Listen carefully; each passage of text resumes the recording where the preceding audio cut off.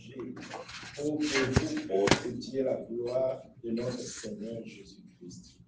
Ainsi donc, frères, demeurez fermes, retenez les instructions que vous avez reçues, soit par notre parole, soit par notre lettre, que notre Seigneur Jésus lui-même et Dieu notre Père, qui nous a aimés, qui nous a donné par sa grâce une consolation éternelle et une bonne espérance, console vos cœurs et vous affermisse en toute bonne œuvre et en toute bonne parole.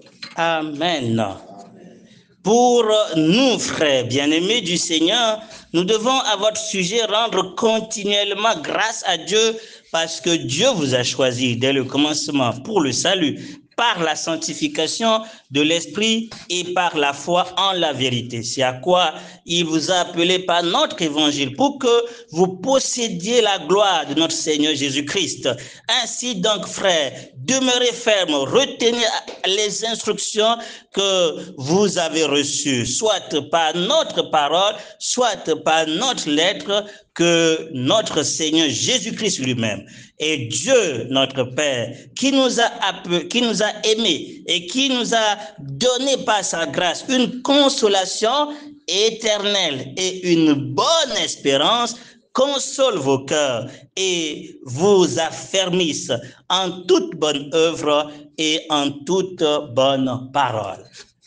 Nous sommes bénis parce que la divinité est au service de l'Église pour la consoler. Le Saint-Esprit nous console, nous l'avons dit, il est donc le consolateur qui est avec nous. Et ce passage nous révèle que le Seigneur Jésus lui-même et Dieu notre Père, ensemble, se mettent à l'œuvre pour nous consoler. Quelle grâce! Alors, il n'y a donc pas raison pour le croyant de dire qu'il manque de consolation ou qu'une situation nous dépasse et que nous soyons abattus. Quand nous parlons de consolation, c'est l'encouragement, c'est aussi bien évidemment la paix, l'assurance qu'il nous donne dans le parcours. Et si nous manquons de ces choses, alors ça veut dire que nous ne sommes pas au bénéfice du service que rend la divinité. Les trois personnes de la divinité se mettent à l'œuvre pour nous consoler. Si nous manquons encore de consolation, alors là, c'est bien évidemment quelque chose qui doit interroger chacun d'entre nous, d'abord par rapport à notre position. Ce passage nous révèle qui sont ceux qui bénéficient de la consolation. Je vais quand même insister là-dessus, même si j'avais prévu revenir, mais on commence par là. Donc, qui sont ceux qui bénéficient de la consolation? Selon ce passage, ce sont ceux qui... Aidez-moi. Qui sont ceux qui bénéficient de la consolation? Qui peut jouir de la consolation du Saint-Esprit, du Seigneur lui-même et de Dieu notre Père? Qui sont ces personnes? Ce sont des personnes qui sont choisies dès le commencement. Ce sont donc ceux qui rentrent dans le choix souverain de Dieu. Une première chose qui, moi, m'édifie, j'avais prévu revenir là-dessus, mais c'est merveilleux de voir que pour bénéficier de la consolation, il ne parle pas de ce que nous devons faire. Il parle de ce que lui, il a fait. Il a dit, ce sont ceux qui ont été choisis. Jésus a dit, ce n'est pas vous qui m'avez choisi, mais c'est moi qui vous ai choisi. Ça veut dire que nous trouvons dans cette vérité une assurance du fait que la consolation va couler d'une manière infinie. Pourquoi? Parce que ça ne dépend pas de nous, ça ne dépend pas de notre acte avant tout, ça dépend du choix souverain de Dieu. Et donc ceux qui ont été choisis, en tout cas qui se reconnaissent être choisis, doivent être dans la foi qu'auprès de leur Père, il y a une consolation éternelle, une consolation infinie. Pourquoi? Parce qu'il nous a choisis. Gloire au Seigneur. Et bien sûr, il nous a choisis pour que nous ayons part au salut par le moyen de la foi et la sanctification du Saint-Esprit. Et donc, tous ceux qui répondent à l'Évangile rentrent dans le choix de Dieu et ils bénéficient de toutes les grâces, dont la grâce de la consolation. Voilà le premier point que je voulais donc mettre devant nous. C'est déjà aussi une des sources de consolation, un des points sur lesquels nous devons, en tout cas dans lequel nous devons trouver la plus grande consolation. C'est le fait que nous avons été choisis. Si ce n'est pas le cas, personne d'entre nous ne tiendrait bon. Dans le chemin qui mène au ciel, aucun ne peut tenir bon jusqu'au bout, si ce n'est ceux qui ont été choisis. Je le répète, si nous tenons bon aujourd'hui, c'est parce que Dieu nous a élus, Dieu nous a choisis dès avant le commencement. Et c'est là une source d'adoration immense et qui doit toujours être pour nous un encouragement, malgré les combats, les difficultés, les craintes peut-être qui peuvent être suscitées par la chair. Nous pouvons trouver dans cette vérité une consolation formidable, c'est de savoir que Dieu nous a choisis. Ce n'est pas nous qui avons crié au secours. Vous voyez, nous étions sur la voie de perdition, d'accord? Personne ne pensait même à Dieu. C'est ce que la Bible nous dit. Personne ne cherchait Dieu. Personne n'a l'intelligence pour même vérifier où est Dieu ou vous retourner vers Dieu. C'est lui qui a décidé de venir nous chercher.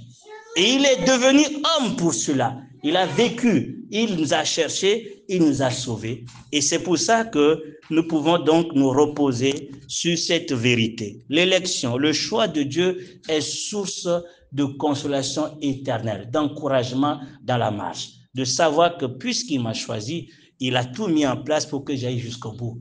Puisqu'il m'a choisi, il a disposé aussi la dose de consolation dont j'ai besoin dans l'épreuve, dans les combats, et rien ne pourra me détourner de sa voie. Je peux trouver en cette vérité une ferme consolation, une ferme assurance, un encouragement fort pour la suite. Voilà une première vérité. Deuxième vérité extraordinaire qui nous est mentionnée ici, c'est que la consolation que nous avons, c'est quelle consolation que Dieu le Père nous a donnée?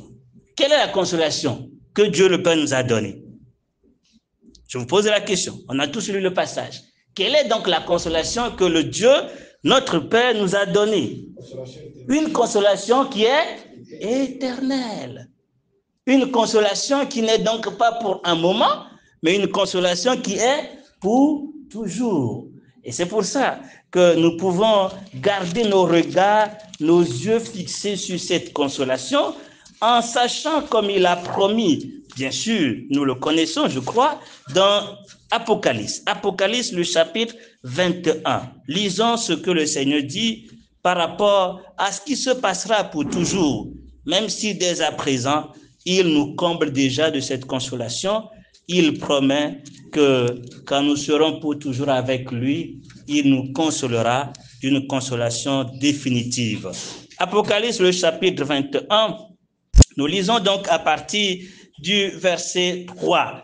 Et j'entendis du trône une forte voix qui disait, voici le tabernacle de Dieu avec les hommes. Il habitera avec eux. Ils seront son peuple. Et Dieu lui-même sera avec eux. Il essuiera toute larme de leurs yeux. Et la mort ne sera plus. Il n'y aura plus ni deuil, ni cri, ni douleur, car les premières choses ont disparu. Gloire au Seigneur.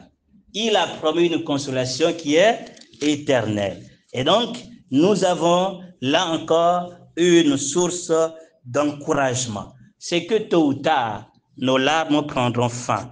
Tôt ou tard, la mort cessera. Les deuils prendront fin. Les cris et les douleurs finiront. Et ce, pour toujours.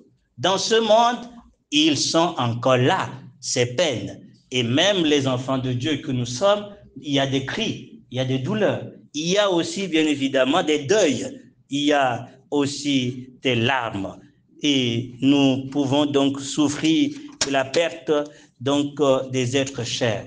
La Bible dit que nous soupirons comme aussi le monde soupire, parce que nous sommes liés à ce monde par le fait que nous sommes encore dans notre corps. Et donc, le lot de souffrance qui est assigné à ce monde, nous en subissons aussi les conséquences. Mais dans ce monde, nous jouissons par le Saint-Esprit des prémices de l'héritage qui nous est réservé dans les cieux, comme Éphésiens le dit. Les prémices, les avant-goûts de cette consolation. Et nous pouvons dès ici-bas jouir de du fait que Dieu est sur nos larmes. Il nous fortifie dans les deuils. Il y a plusieurs passages qui en parlent. Il écoute nos cris et quand nous sommes dans les douleurs, nous nous tournons vers lui. Il comprend mieux que quiconque et il compatit à nos douleurs. Nous en avons parlé ici déjà en parlant de lui en tant que notre souverain sacrificateur qui compatit à nos infirmités. Mais ce que j'ai voulu placer devant nous, c'est que pour jouir de la consolation ici-bas, il faut déjà recevoir la consolation éternelle. Il dit, notre Père qui nous a aimés et qui nous a donné. Il n'a pas dit qu'il nous donnera. Il a dit, nous a aimés, c'est l'œuvre de la croix. Et cela a été aussi une conséquence, c'est-à-dire la conséquence qui découle de son amour, c'est qu'il nous a donné une consolation éternelle et une bonne espérance.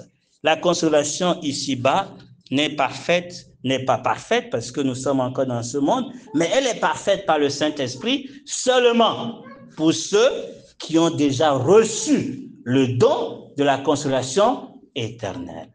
Par la foi, nous savons qu'il a promis de nous accueillir dans le repos et nous consoler. Ce qui fait que même dans les larmes, les combats de Paul, il pouvait garder ses regards sur la consolation éternelle. Et ce qui lui donnait de persévérer. Parce qu'il sait que même si dans ce corps, il va donc bien évidemment souffrir, il y a une vérité, c'est que bientôt il revêtira l'incorruptibilité et c'était pour lui une source de consolation. Comment pouvons-nous trouver de la consolation auprès du Seigneur? Première chose, il faut que nous comprenions que c'est parce qu'il nous a élus qu'il nous console. Et il le fera. C'est sa promesse. Nous avons une assurance à ce niveau. Deuxième point, il nous a déjà donné par la foi, par l'œuvre de Jésus, une consolation éternelle qui est liée à la belle espérance, puisqu'il dit « et une bonne espérance ». L'espérance d'être pour toujours avec lui, c'est là, auprès de lui, que nous serons totalement dans la consolation parfaite et éternelle. Mais par le Saint-Esprit, nous jouissons de cette consolation. Je voulais encore insister sur ce point. Quand Jésus partait, quelle est la parole qu'il a donnée à ses disciples pour les consoler, pour les encourager? Qu'est-ce qu'il leur a dit en partant? Il n'a pas dit, écoutez, vous n'aurez pas de la tribulation, n'est-ce pas? Qu'est-ce qu'il a dit? Il n'a pas dit, vous n'aurez pas de larmes, vous ne serez pas persécutés. Il n'a pas dit que vous n'aurez pas faim. Il n'a pas dit que vous n'aurez pas donc manque de moyens pour payer le loyer. Il n'a pas dit tout cela. Mais il a dit quelque chose. Qu'est-ce qu'il a dit? Qui connaît ce qu'il a dit? Il a dit beaucoup de choses. Mais une chose essentielle liée à la consolation.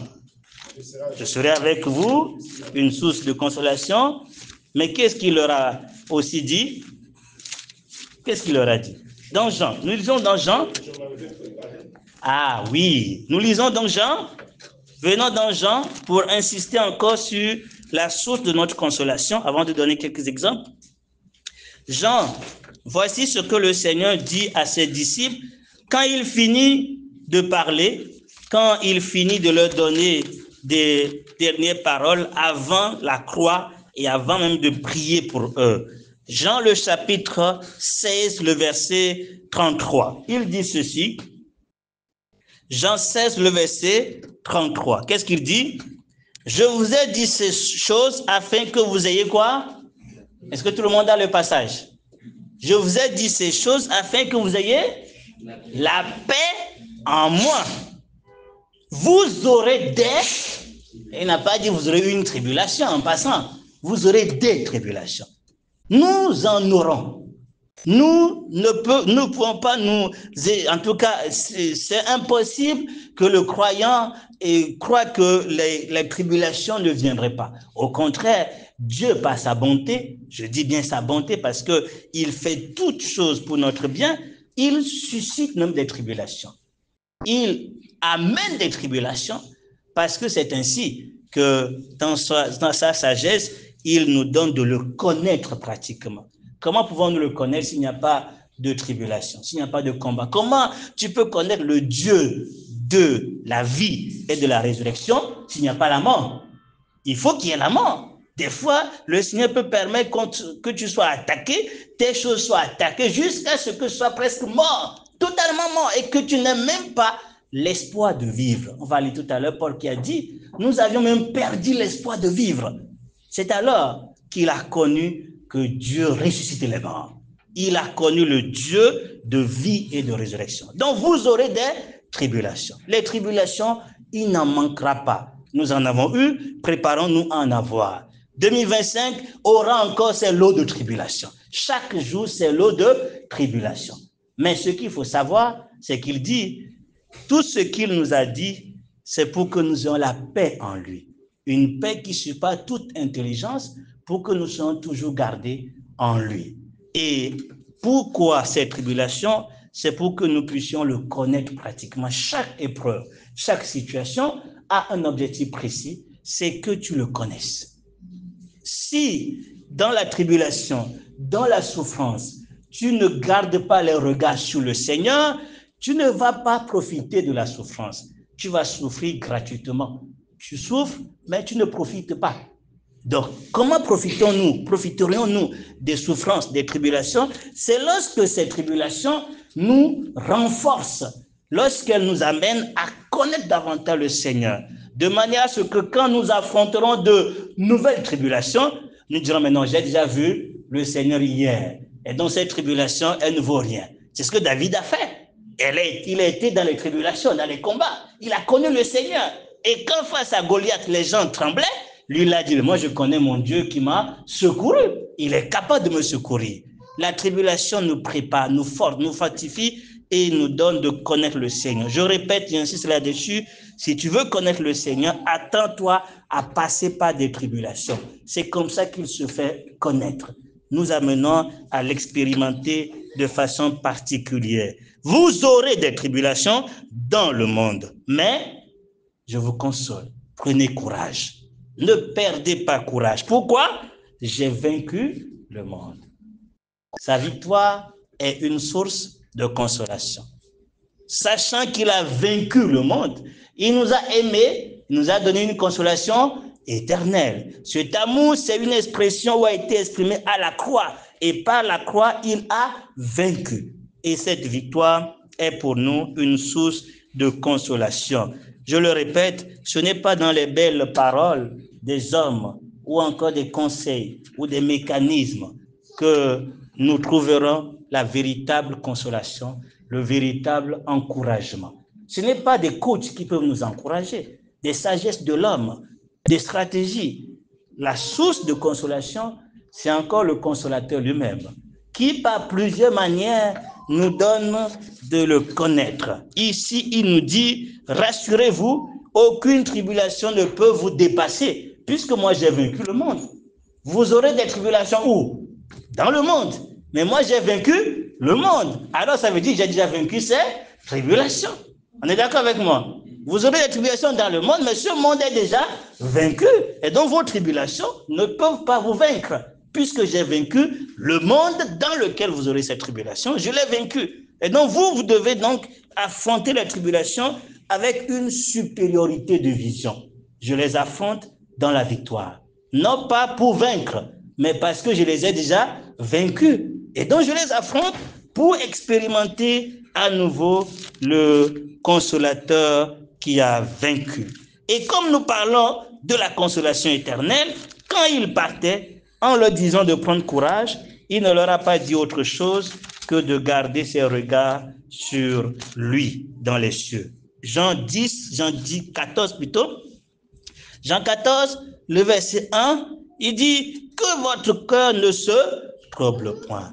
Nous sommes troublés dans les tribulations, nous sommes troublés dans les épreuves, nous sommes troublés dans beaucoup d'agitation, beaucoup de stress que le monde nous donne. Des bruits de guerre, des tensions ici et là. Il n'y a même plus de bonnes nouvelles de nos jours. Voilà, il n'y a même plus de bonnes nouvelles, des nouvelles qui peuvent consoler. Chaque jour, on a des nouvelles de tensions qui inquiètent, qui nous troublent. Et évidemment, nous sommes dans les derniers temps, comme le Seigneur nous l'a fait comprendre. Et donc, ne nous attendons pas un jour à un temps de repos dans ce monde ou à un temps où les choses vont s'améliorer. Non, notre repos, ce n'est pas dans cette espérance que les choses vont s'améliorer. La belle espérance, la bonne espérance que nous devons avoir, qui doit nous consoler, ce n'est pas que demain je serai riche, demain je vais être fort, demain je vais avoir beaucoup de maisons, beaucoup de voitures. Ce n'est pas ça ton espérance. Si c'est ça ton espérance, la Bible dit, tu es plus malheureux que tous les autres du monde. Si tu espères en Jésus pour ce temps présent, tu es plus malheureux. 1 Corinthiens 15, verset 19 le dit clairement. Et donc Jésus, quand il partait, dit que votre cœur ne soit point troublé. Croyez en Dieu, croyez en moi. Il y a plusieurs demeures dans la maison de mon... Est-ce qu'on est là? Est-ce que vous lisez le passage avec moi? Il y a plusieurs demeures dans la maison de mon Père. Si cela n'était pas, je vous l'aurais dit. Je vais vous préparer une place. Et lorsque je m'en serai allé et que je vous aurai préparé une place, je reviendrai et je vous prendrai avec moi afin que là où je suis, vous y soyez aussi. Alors, voilà ce que Jésus a dit aux disciples pour que leur cœur ne soit point troublé. C'est vrai, je serai avec vous dans le parcours, tout c'est vrai, vous ne manquerez de rien parce que je suis le bon berger, tout c'est vrai. Mais la source la plus grande, source de consolation qu'il leur donne, c'est la belle espérance, la bonne espérance que nous avons reçue par grâce, l'espérance d'être pour toujours avec lui dans les cieux. Une question pour toi, une question pour chacun d'entre nous. Est-ce que lorsqu'on parle de cette espérance, ça te dit quelque chose? Est-ce que lorsqu'on parle du retour de Jésus, est-ce que ça te console de savoir qu'il va revenir? Est-ce que pour toi, c'est une nouvelle comme tant d'autres, qu'on en parle régulièrement, ou plutôt à chaque fois que tu te souviens qu'il va revenir, tu trouves en cette promesse une forte consolation? Ou bien tu as peur, parce que c'est soit tu es consolé, soit tu méprises cette nouvelle, ça ne te dit rien, ou soit tu trembles, tu as peur. Quel est le sentiment que tu as? En tout cas, Jésus n'a pas dit à ses disciples de ne pas avoir le cœur troublé en leur donnant l'espérance de son retour pour les troubler encore. Vous êtes d'accord avec moi? Ne soyez pas troublés, je reviens vous chercher. Et cette nouvelle n'est pas censée troubler le cœur des chrétiens. Cette nouvelle est censée les consoler. Donc, le sentiment que nous devons avoir en pensant au retour du Seigneur, ça doit être un sentiment de soulagement, un sentiment de consolation et d'encouragement. Si ce n'est pas le cas, ça veut dire qu'il y a un problème. Si tu méprises, ça ne te dit rien, ça ne te fait rien, là, il y a encore un grand problème. Parce que nous devons prendre conscience que tôt ou tard, il viendra et nous devons nous préparer à le rencontrer. Mais si tu trembles, ça veut dire que tu n'as pas encore la paix avec lui. Tu n'as pas encore la paix parce que si tu as la paix avec lui, il a dit, vous aurez la paix en moi, il nous a donné une paix. Et si tu n'as pas cette paix, alors le fait de le savoir revenir, pour toi, ça doit être une terreur. Jésus revient, tu trembles. Dès que tu penses que la fin du monde arrive, tu trembles. Si c'est encore ton cas aujourd'hui, je voulais juste t'inviter à venir pour que tu sois réconcilié avec ton Créateur. Il faut que tu trouves la paix en lui. Que tu sentes que réellement ton Dieu est en paix envers toi et qu'il n'y a pas lieu d'avoir crainte. Parce que quoi? Son amour est un amour parfait. Et celui qui a reçu cet amour parfait ne craint point le jugement. Il attend avec joie le retour de Jésus. Comme Paul, à plusieurs reprises, il dit, je suis pressé des deux côtés. Je voulais bien rester pour servir, mais je désire aller au ciel aussi, pour être avec le Seigneur. Comment on peut avoir peur de son retour tout en désirant aller vers lui? Impossible. Si quelqu'un a peur, il ne veut pas que la chose se produise, n'est-ce pas? Il y a certains qui préfèrent que Jésus revienne dans 100 ans ou je ne sais pas. Ils repoussent le retour du Seigneur parce qu'ils n'ont pas la paix. Mais les vrais chrétiens aspirent qu'il revienne. Et c'est ce que la Bible nous dit à la fin même de toute la Bible. Quel est le cri du Saint-Esprit et de l'Église? Quel est le cri du Saint-Esprit et de l'Église? Qui connaît le cri du Saint-Esprit et de l'Église? Apocalypse 22, le dernier chapitre. Le cri du Saint-Esprit et de l'Église. Apocalypse 22, Nous lisons, on va lire à partir du verset 17 pour mieux comprendre, n'est-ce pas? À partir du verset 17.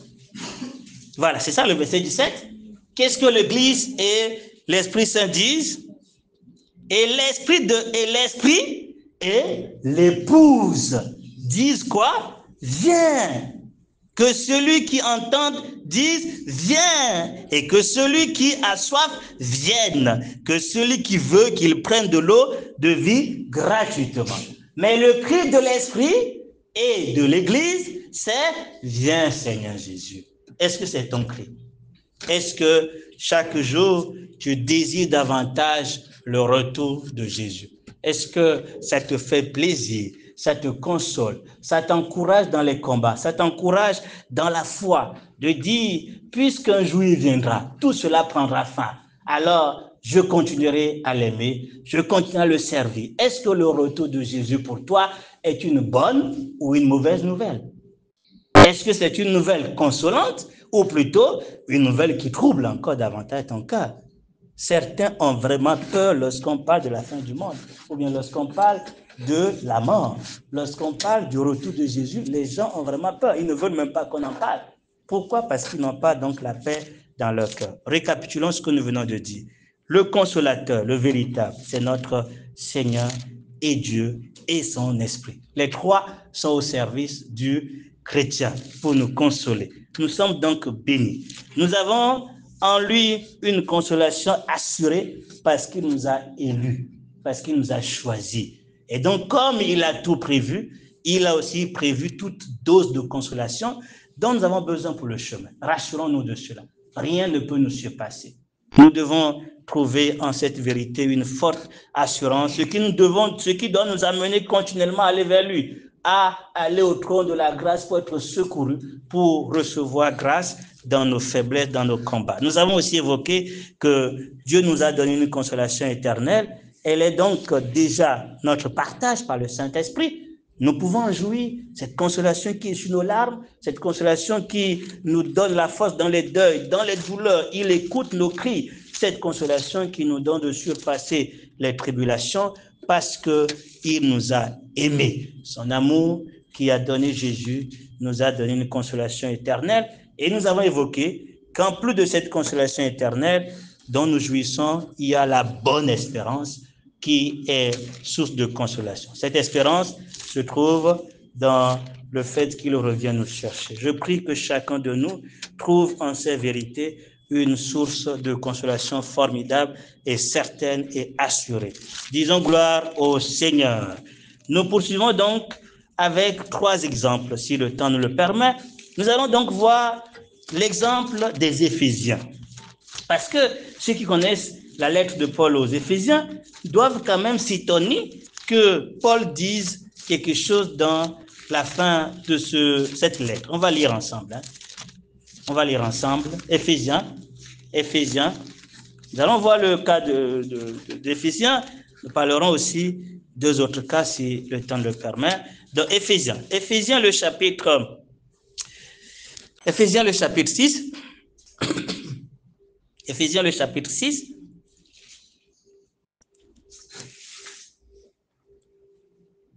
À partir du verset 21. Éphésiens 6, verset 21, si un frère ou une sœur peut lire.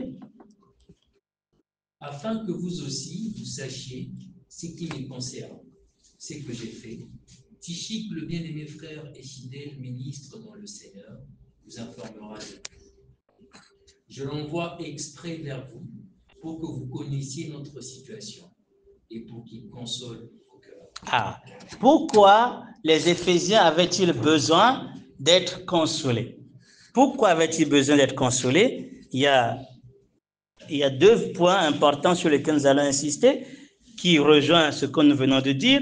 Mais pourquoi avaient-ils besoin d'être consolés? La lettre dans laquelle Paul expose les bénédictions extraordinaires. Pourquoi avait-il besoin d'être consolé? Certes, comme il a dit, pour qu'ils connaissent leur situation, peut-être que les Éphésiens étaient attristés de savoir que Paul était en prison, parce qu'ensuite il était en prison, et comme il a évoqué dans le chapitre 3, mais en les disant, ne perdez pas courage parce que mes souffrances Voilà, dans le chapitre 3, le verset 1, il dit, à cause de moi, Paul, le prisonnier de Christ. Le verset 13, il dit, aussi, je vous demande de ne pas perdre courage à cause de mes tribulations pour vous. Elles sont votre gloire. Donc, peut-être, c'est donc à cause de la situation de Paul, ce qui traversait les apôtres, les Éphésiens, étaient donc peinés, étaient donc, peut-être découragés et avaient besoin d'être consolés. Il envoie Tichite pour les encourager, par rapport à leur situation. C'est vrai. Mais est-ce que la lettre elle-même qu'il envoie, au travers même de ce frère, est-ce que cette lettre n'est-elle pas ou n'a-t-elle pas pour but de les consoler? La vérité, c'est qu'il y a plusieurs choses qu'il a évoquées dans ce passage, dans cette lettre, qui doit les consoler. Je voulais donc rappeler quelques-unes de ces choses. Dans le chapitre 1, il dit, béni soit le verset 3, le Père de notre Seigneur Jésus-Christ qui nous a bénis de toutes sortes de bénédictions spirituelles dans les lieux célestes en Christ, source de consolation éternelle. De savoir que nous avons été bénis de toutes sortes de bénédictions spirituelles dans les lieux célestes en Christ. Comme pour dire, puisque ces bénédictions sont dans les lieux célestes, puisqu'elles sont en Christ et puisqu'elles viennent du Dieu et Père de notre Seigneur Jésus-Christ, pourquoi j'insiste là-dessus? Ce n'est pas du Dieu et de notre Père. Il n'a pas dit ça, n'est-ce pas? Il n'a pas dit que c'est Dieu, notre Père, qui nous a bénis. Mais il a dit qui? Il a dit quoi, les bien-aimés? Le verset 3? Vous n'avez pas suivi. Hein? Venons ensemble. On suit ensemble. Éphésiens 1, disons d'abord le verset 2, pour que vous compreniez ce que je leur fais comprendre. Que la grâce et la paix vous soient données de la part de Dieu, notre Père, et du Seigneur. Alors, qu'est-ce qu'il dit? Du Dieu notre? Ok, ça c'est clair. Le verset 3, qu'est-ce qu'il dit? Béni soit Dieu, le Père de notre Seigneur. Pourquoi il ne dit pas béni soit Dieu, notre Père? Puisqu'il vient de dire la grâce et la paix de Dieu notre Père. Mais pourquoi dans le chapitre 3, il dit béni soit le Dieu et le Père de notre Seigneur Jésus-Christ? Pourquoi il fait cela? C'est une source de consolation et d'encouragement extrêmement important pour le croyant. De savoir que tout ce que nous avons, qui nous vient de Dieu, qui nous vient du ciel, tout don excellent, toutes les bénédictions que nous avons, elles ne dépendent pas avant tout de la relation que nous avons avec Dieu, mais de la relation que Jésus a avec Dieu. Est-ce qu'on me suit? C'est le Dieu et Père de Jésus qui nous a bénis. Autrement dit, c'est notre position en Jésus qui nous donne de jouir de toutes choses.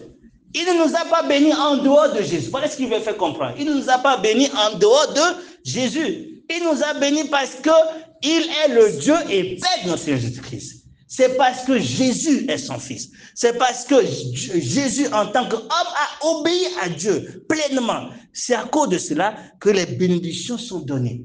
Et nous, notre part, c'est parce que nous sommes en lui. Et Dieu nous a placés en lui pour nous bénir. Comment on peut ne pas être consolé par cette vérité? De savoir que nos bénédictions sont assurées. Elles ne seront pas remises en cause. Pourquoi? Parce qu'elles dépendent et elles sont assurées par la relation que Jésus a avec son Père, par l'obéissance qu'il a eu à manifester, par le sacrifice qu'il a accompli. Et nous, notre bénédiction, notre part a été d'être en Jésus. Certains ne peuvent ne pas comprendre. Je donne un exemple simple. Supposons que j'envoie cette Bible en France ou au Canada ou je ne sais où. Et dans la Bible, j'ai mis 100 € ou 100 dirhams. D'accord? Cette Bible, lorsque elle est donc bien évidemment envoyée par la poste, qu'est-ce qui va arriver aux 100 € à l'intérieur? Je pose une question. J'ai mis 100 € dans la Bible. D'accord? Et j'ai envoyé la Bible au Canada. Le 100 € ira où? Il ira au Canada. Alors, supposons que par erreur, la Bible est tombée dans l'eau. Qu'est-ce qui va arriver aux 100 €? Alors, c'est tombé dans le feu. N'est-ce pas? Tout ce qui arrivera à la Bible arrivera aussi. Voilà. Et c'est ça notre position. Dieu nous a mis en Jésus. Est-ce que monsieur? Il nous a mis en Jésus. Et donc, tout ce qui arrive à Jésus nous arrive aussi. C'est pour ça que par la grâce de Dieu, quand Jésus a été mis à mort, Dieu considère que tous ceux qui ont cru ont aussi été mis à mort. Quand Jésus est ressuscité, Dieu considère que tous ceux qui ont cru ont été ressuscités ensemble avec lui. Quand Jésus est parti au ciel, qu'est-ce que Dieu dit? Est-ce que Dieu dit qu'on est sur la terre? Non, il a dit, il nous a fait asseoir ensemble avec Jésus dans le céleste. Et la Bible dit que notre vie est cachée en Dieu avec Jésus-Christ. Parce que là où Jésus est, se trouvent tous ceux qui sont en lui. C'est ainsi que toutes les bénédictions qui ont été accordées à Jésus sont aussi accordées à ceux qui sont en Jésus. Comment être béni? Il ne s'agit pas de faire quelque chose. Qu'est-ce qu'il faut faire? Il faut être en celui qui est béni. C'est ça.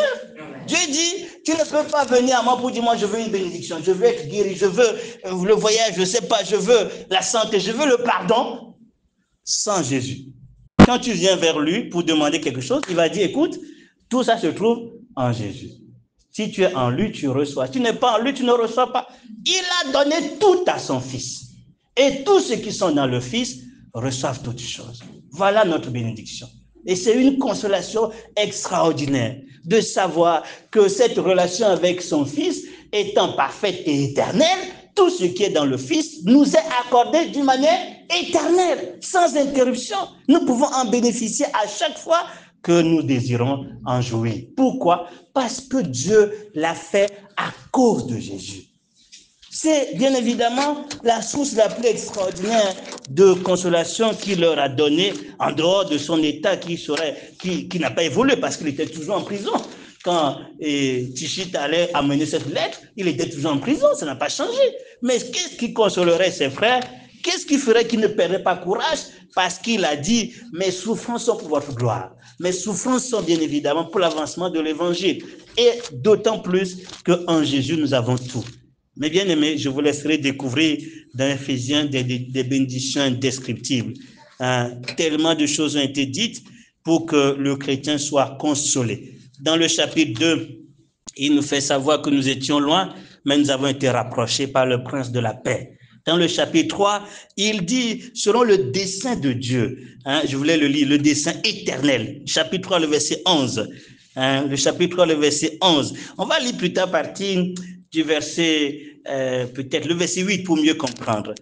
À moi, qui suis moindre que tous les saints, cette grâce a été accordée d'annoncer aux païens les richesses incompréhensibles de Christ et de mettre en lumière quelle est la dispensation du mystère caché de tout temps en Dieu. Ce mystère, c'est l'Église.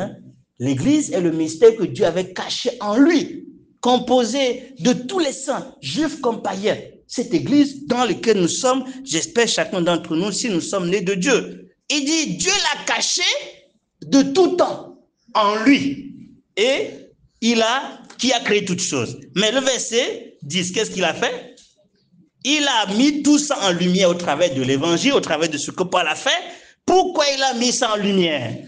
Afin que les dominations, les autorités dans les lieux célestes connaissent aujourd'hui par l'Église la sagesse infiniment variée de Dieu, selon le dessein éternel qu'il a mis en exécution par Jésus-Christ notre Seigneur.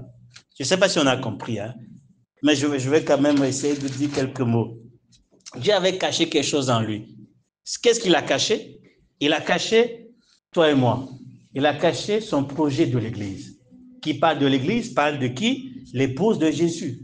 Celui qui, en tout cas, l'épouse qui va être ou qui est associée à Christ. Dans toutes les méditions, nous avons parlé. Dieu a caché ce projet dans son cœur. Et par l'Évangile, Paul a reçu la révélation de révéler l'Église. Et il dit, pourquoi Dieu a fait aujourd'hui connaître l'Église? C'est pour que toutes les dominations, toutes les autorités dans le céleste connaissent à travers l'Église quoi? Qu'est-ce qu'il a dit? La sagesse infiniment variée. C'est pour ça que Jésus a dit à ses disciples, petit troupeau, n'ayez pas crainte. Le Père a décidé de vous donner le royaume. Et il va dire que je bâtirai mon église. Les portes de ce jour de la mort ne prévaudront pas contre elle. Pourquoi? Parce que l'église, c'est le témoignage qui confond les dominations et les autorités. Satan a tout imaginé, mais sauf ça. Croire que Dieu va sauver les hommes et les associer à son fils bien-aimé, ça n'est jamais passé par sa tête. C'est pour ça que dans 1 Corinthiens, j'aime bien ce passage. Excusez-moi, mais il y a tellement de choses qui méritent d'être devant nos yeux pour louer le Seigneur, l'adorer. Il dit dans 1 Corinthiens que Dieu a fait quelque chose d'extraordinaire. 1 Corinthiens, le chapitre 2, voyons ce que Dieu a fait. 1 Corinthiens, le chapitre 2, il dit, 1 Corinthiens, le chapitre 2, le verset, voilà, le verset 9, qu'est-ce qu'il dit? Le verset 9. Mais, comme il est écrit, ce sont des choses que l'œil n'a point, que l'oreille n'a point, qui ne sont point montées au cœur de l'homme. Des choses que Dieu a préparées pour... Formidable. On aurait aimé qu'il dise les choses qu'il a préparées pour ceux que lui, il aime. Mais en lui, tout est grâce. Il dit pour ceux qu'il aime.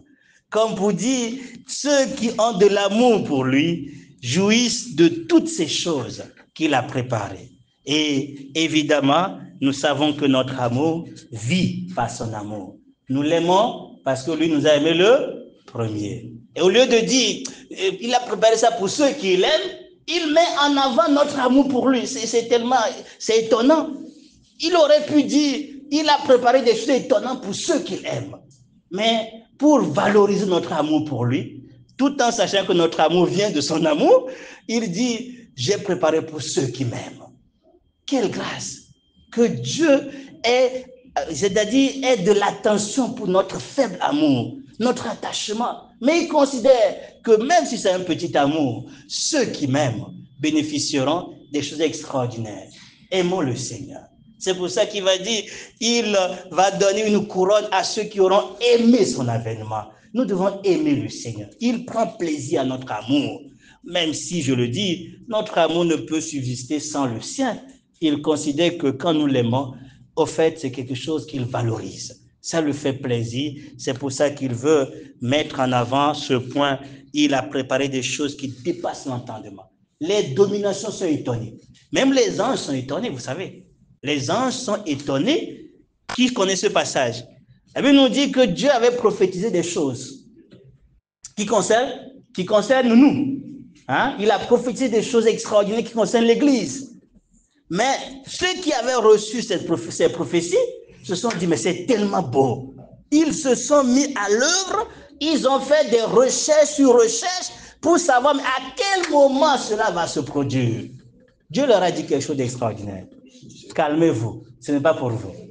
Ce n'est pas pour vous. Même les anges désirent plonger leur regard dans cette vérité. Ils sont étonnés du degré d'amour que Dieu a manifesté à notre égard.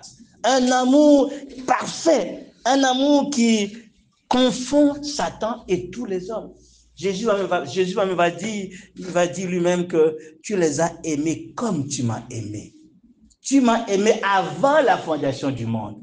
Et le monde reconnaîtra que tu les as aimés comme tu m'as aimé. Je ne sais pas si ces vérités suffisent. En tout cas, ça devrait suffire pour consoler le cœur du croyant. C'est ça, notre source de consolation. Ce n'est pas dans les fables de ce monde. Ce n'est pas dans les principes. Même des fois dans nos efforts. Même des fois dans nos disciplines personnelles. Parce que quand nous ferons le bilan, nous allons peut-être nous dire, ah oui, j'avais prévu avoir tel moment de jeûne, de prière dans l'année, je n'ai pas pu l'avoir. J'ai prévu méditer toute la Bible. Chaque fois, on a cet objectif. Chaque année, on n'atteint pas cet objectif. Et j'ai prévu faire beaucoup de choses. Je n'ai pas pu le faire. Pourquoi nous allons être découragés? C'est lorsque nous plaçons en ces choses nos consolations. Lorsque nous voulons trouver dans nos réalisations des choses qui vont nous consoler, des choses qui vont nous encourager. Mais quand nous plaçons plutôt en lui notre source de consolation, nous allons reconnaître que tout n'est que grâce. En lui, tout n'est que grâce. et en lui, nous avons reçu tout ce qu'il faut. Je voulais encourager quelqu'un que nous trouvions tous en Jésus-Christ notre source de consolation. Mais une chose importante, la consolation qu'il va faire au verset 22. Revenons sur le chapitre 6, verset 22. Revenons sur le chapitre 5, 6 verset 22, Éphésiens. J'espère qu'on me suit jusque-là. Ça passe? Gloire au Seigneur, gloire à Jésus. Nous lisons dans Éphésiens 6, le verset 22. Il dit quoi? Je l'envoie exprès vers vous pour que vous connaissiez notre situation. Et qu'il console vos... Alors, dans le passage, le premier passage qu'on a lu, 2 Thessaloniciens, dans 2 Thessaloniciens, qu'est-ce qui est dit? Parce qu'on n'a pas insisté là-dessus, mais c'est important. Qu'est-ce qui est dit? Le verset 17. 2 Thessaloniciens 2, le verset 17. Donc, le verset 16, que notre Seigneur Jésus-Christ lui-même, Dieu, notre Père, qui nous a aimés et qui nous a donné par sa grâce une consolation éternelle et une bonne espérance, console quoi? Console? Il n'a pas dit console votre intelligence.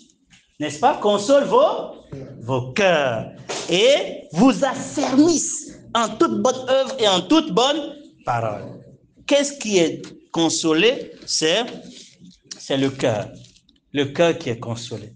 Le cœur, puisque la Bible dit, c'est de cœur que sont les issues de... Qui connaît ce passage? Il dit quoi? Qui connaît ce passage? C'est du cœur...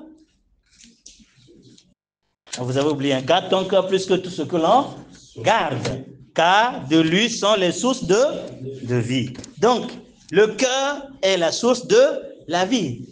Et quand ce cœur est consolé, ben la vie elle est consolée. Ce qui découle, c'est la consolation, c'est l'encouragement. C'est dans nos cœurs qu'il y a du découragement. C'est dans nos pensées, parce que quand on parle du cœur, c'est les sentiments qui sont troublés. Ce sont les sentiments. Quand on parle du cœur, ce sont les pensées. D'accord? Et quand on parle du cœur, c'est même des fois la volonté personnelle. Et tout cela, quand nous jouissons de la consolation, de l'encouragement du Seigneur, nous pouvons avoir, bien évidemment, la victoire sur des mauvais sentiments, la victoire sur, bien évidemment, les mauvaises pensées et la victoire sur la volonté personnelle qui voudra s'opposer à celle de Dieu. Nous avons besoin que nos cœurs soient consolés. Je voulais donc placer devant nos yeux ce sujet d'une grande importance, le cœur. Le cœur qui doit être consolé. Parce que ce que nous disons là ne peut en réalité produire une véritable consolation si ça ne rentre pas dans les cœurs. Je reprends. Ces vérités que nous plaçons devant vous ce matin, vous pouvez les connaître, mais ça reste dans l'intelligence, ça reste dans la sagesse, vous ne serez jamais consolé.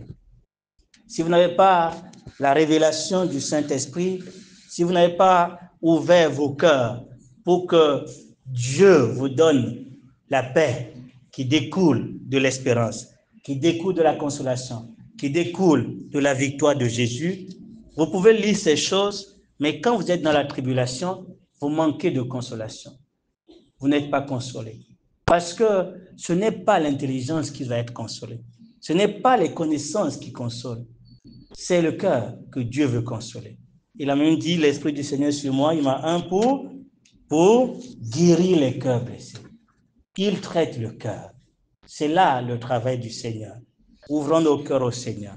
Je voulais donc placer devant nos yeux ce qui est dit du cœur, à propos du cœur, dans le chapitre, dans Éphésiens. On va lire des versets. Notez les versets, vous allez méditer là-dessus. Dans le chapitre 1 déjà,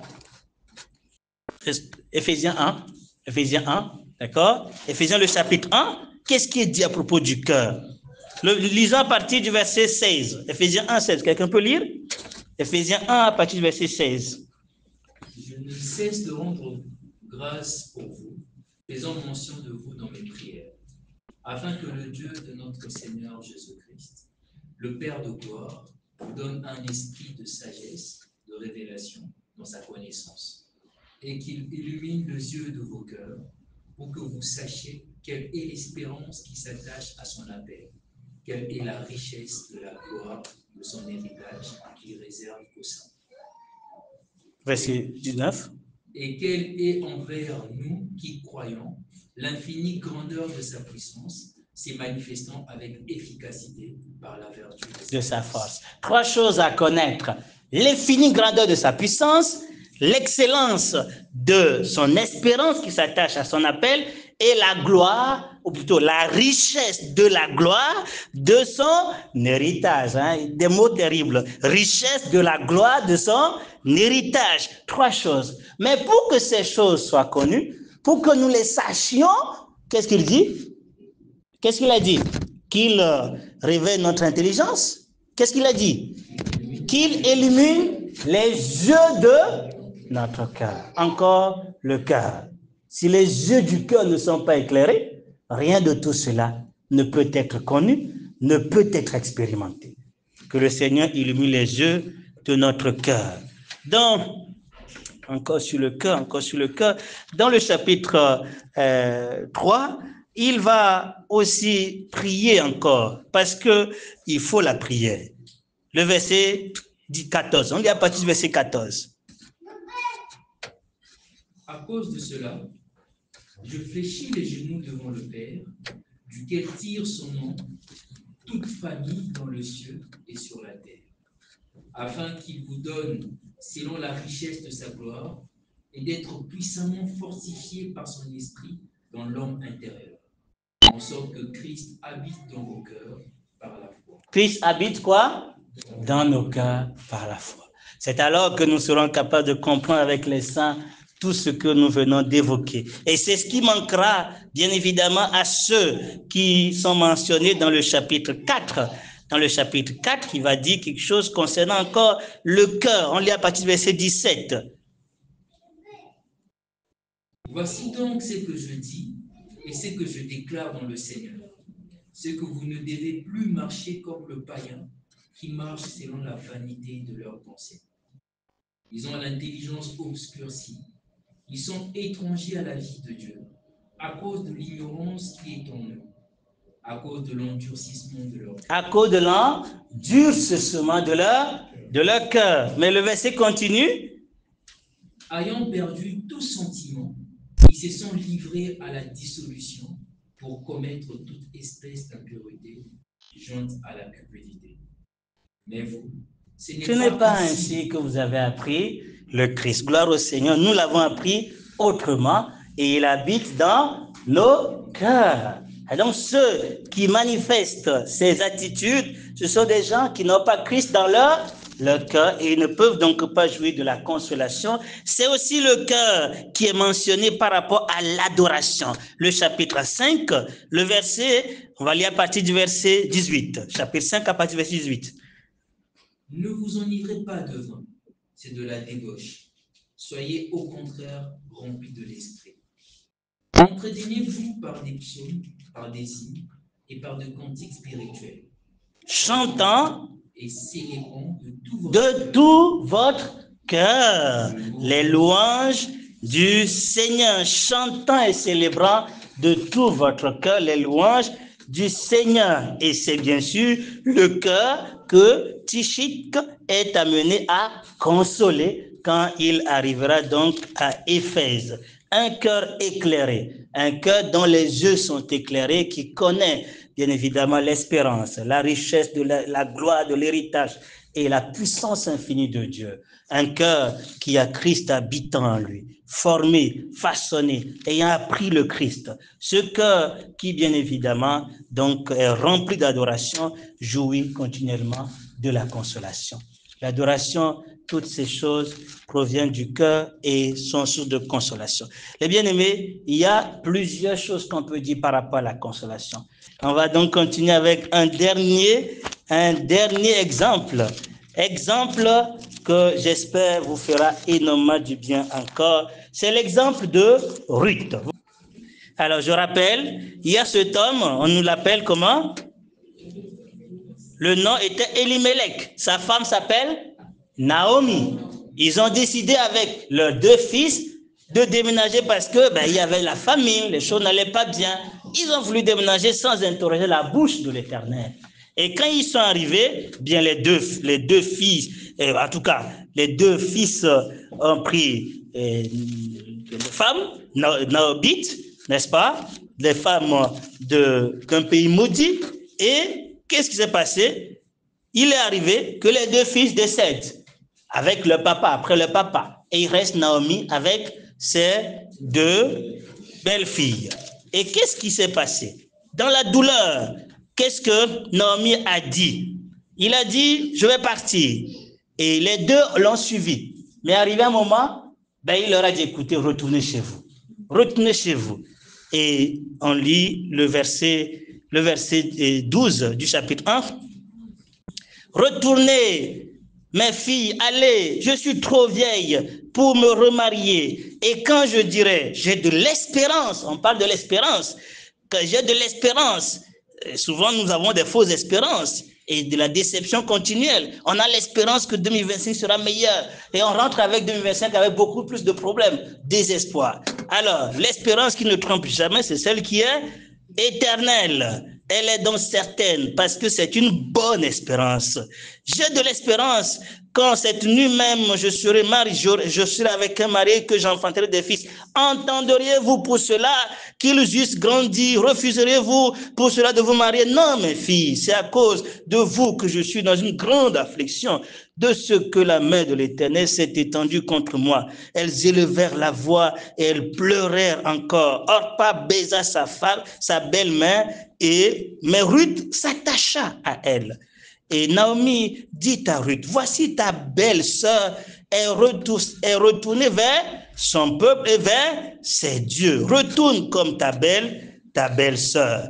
Ruth répondit, ne me presse pas de te laisser, de retourner loin de toi. Où tu iras, j'irai. Où tu demeureras, je demeurerai. Ton peuple sera mon peuple, ton Dieu sera mon Dieu. Où tu mourras, je mourrai. Et j'y serai enterré. Que l'Éternel me traite dans toute sa rigueur, si autre chose que la mort vient à me séparer de toi. Naomi, la voyant décidée à aller avec elle, c'est ça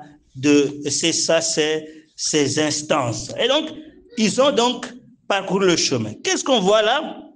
On voit le Orpa qui est retourné trouver de la consolation, n'est-ce pas? Consolation chez elle. À Moab. Donc, elle est retournée vers ses dieux, elle est retournée vers son peuple. Mais malheureusement, Moab, c'est le lieu où il n'y a point de consolation, le lieu où il y a la mort, puisque les trois étaient morts là-bas, le lieu de la souffrance. Mais le choix était difficile pour Orpa, qui, bien évidemment, voyait qu'elle allait rester veuve à vie. Elle trouvait que ça, c'est trop dur. Vaut mieux que je retourne dans la souffrance pour avoir quand même un mari. Et c'est souvent malheureusement ce qui se passe. Les gens cherchent tellement de consolation, ils veulent tellement se marier, par exemple, et ils disent, bon, le temps avance, je ne vais pas rester toute ma vie sans être marié. Vaut mieux quand même si la personne est difficile, même si c'est dans le monde, bon, peut-être qu'il va se convertir. J'accepte quand même de retourner trouver de la consolation. Erreur. Une consolation que le monde donne n'est que souffrance et destruction. Mais la décision de Ruth lui a procuré une consolation extraordinaire. Il va dire, puisque nous savons ce qui s'est passé, elle est donc arrivée et sur le champ, elle est partie dans le champ de qui? De Boaz. Et là, elle a entendu la voix de Boaz et à la fin, elle peut confesser qu'elle a été donc consolée par Boaz. Le chant de Boaz, c'est bien évidemment pour nous le chant du Seigneur, les verts pâturages, c'est bien évidemment la parole du Seigneur. C'est là où nous avons tellement de bénédictions, comme nous venons de dire, qui nous consolent. Mais elle nous console davantage parce que dans sa parole, nous entendons la voix qui console, la voix de celui qui console. La parole console par les promesses que nous avons dites, mais ce qui console encore davantage, c'est la voix du consolateur. Et Boaz était donc cet exemple de Jésus qui a fait entendre sa voix à Ruth, qui bien évidemment a épousé Ruth, et Ruth a eu du repos, a eu de la consolation. Donc voilà, c'est dans le chapitre 2, je cherchais le verset pour qu'on le lise clairement, mais dans le chapitre 2, vous lirez qu'elle confesse qu'elle a été consolée, voilà, au travers, bien évidemment, donc de Boaz, qui est sa source de consolation. Et donc que le Seigneur nous donne de comprendre au travers de ces exemples que c'est lui seul qui nous console.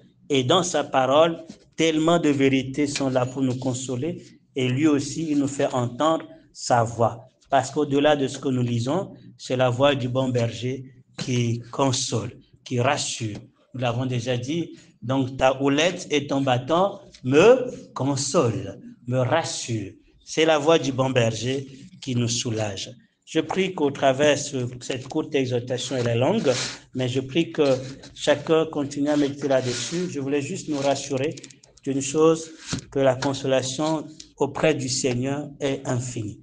Tu es fatigué, auprès du Seigneur, il y a la consolation. À chaque étape de ta vie, quand tu te sens dépassé, rassure-toi qu'auprès du Seigneur, la consolation.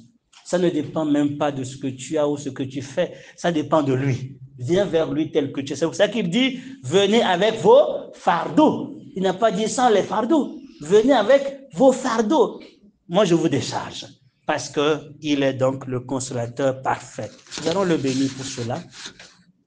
Nous allons le bénir et prier aussi que sa consolation éternelle soit notre partage dès maintenant par le Saint-Esprit, que nous puissions en jouir et que, comme nous l'avons lu, cette consolation nous encourage dans la suite, quels que soient les combats à venir. Prions le Seigneur. Je veux t'adorer, oh mon Dieu. Tu es tout ce qui compte, tu es tout ce qui compte.